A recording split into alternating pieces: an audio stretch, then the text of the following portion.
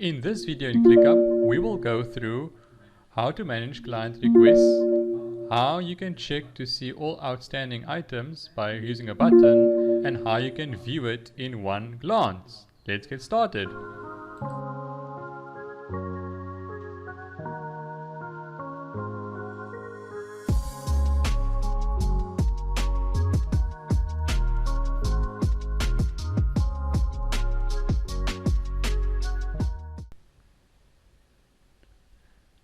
So how do you account for tasks or projects where you're waiting either for the client to reply or to give you information, or it's with the manager and the manager has to review the work and there could be changes?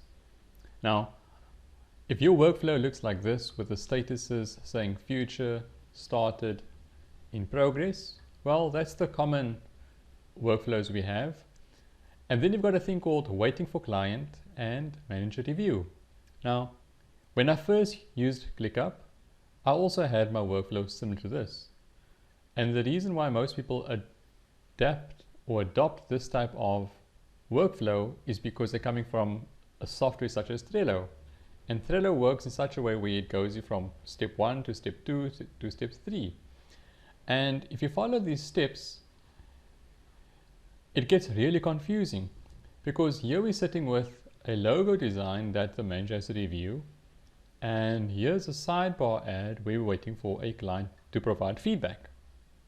Now what tends to happen is, or what obviously happens is, if the client gives you the feedback and they say to you, okay, sidebar ad, and they say to you, let's make the sidebar ad, maybe it's the budget that was, weren't sure on the budget, so they say the budget they have is $4,000 for the month. That's what they'll put an ad for $4,000 a month.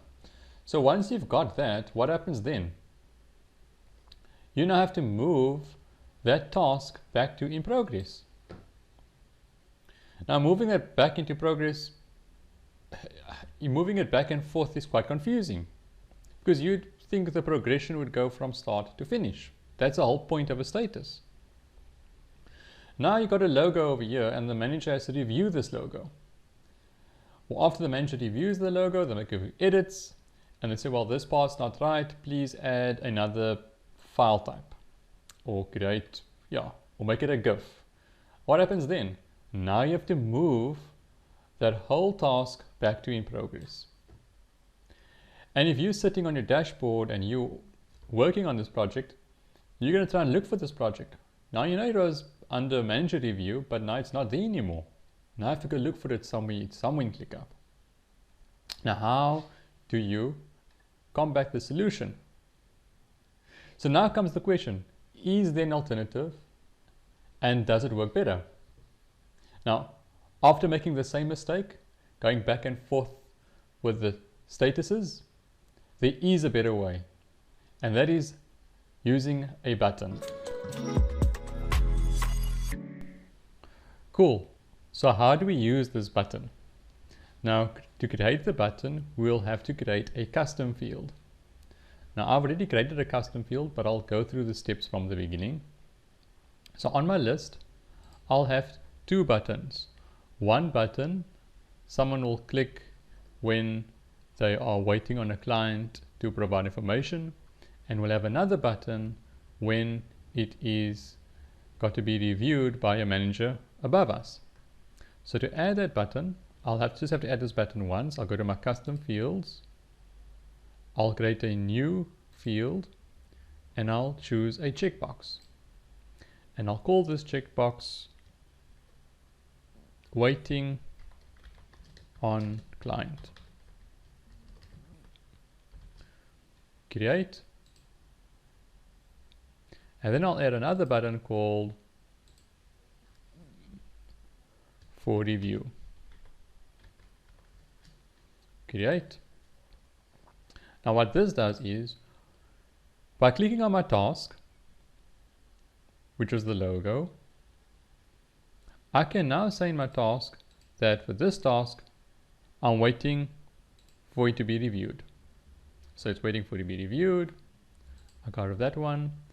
And the sidebar one, I can have it as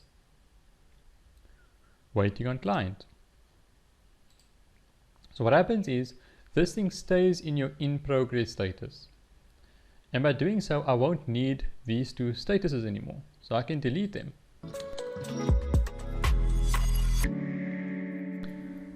Now that I've deleted the statuses, I have to give you another pro tip, and that's to keep your statuses consistent. In the beginning, you can see I had lots of different types of statuses in my workspace, but it just gets confusing. Instead, I just use one or two statuses. Now, in bookkeeping, I use this across all my workspaces. It's just future, not started, in progress, and done. So I'm going to save that.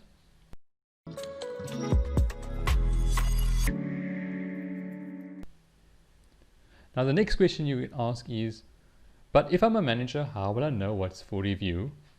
And if I'm working on something, how can I check what's waiting on client? That's very easy. You can use a filtering function. So the filtering function allows you to see exactly the tasks which are only meeting those requirements of the filter. So in our case, we want to add a filter on waiting on. So I'm going to type waiting on, and there, waiting on client. So if I have a filter waiting on client, I would only like to view that. And I can save this as a view to come back later. And I can save it as a default view, or I can pin the view.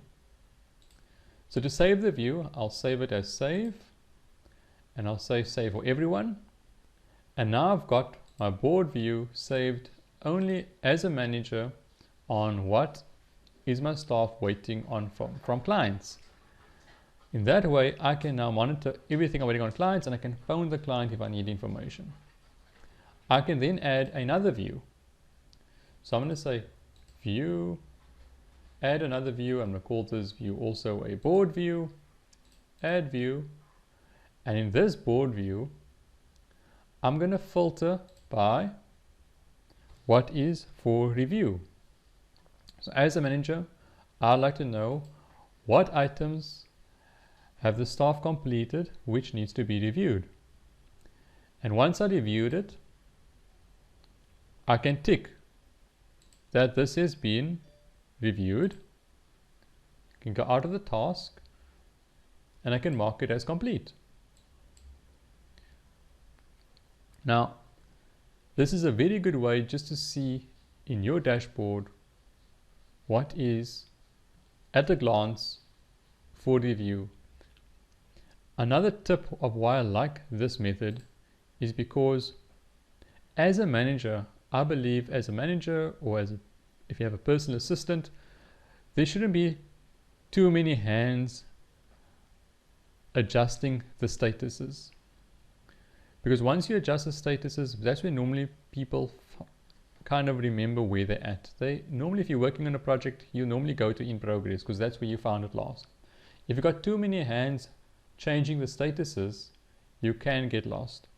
So in my organization, I try to have only myself or my PA changing the statuses, and the staff who's working on the tasks, they have an option.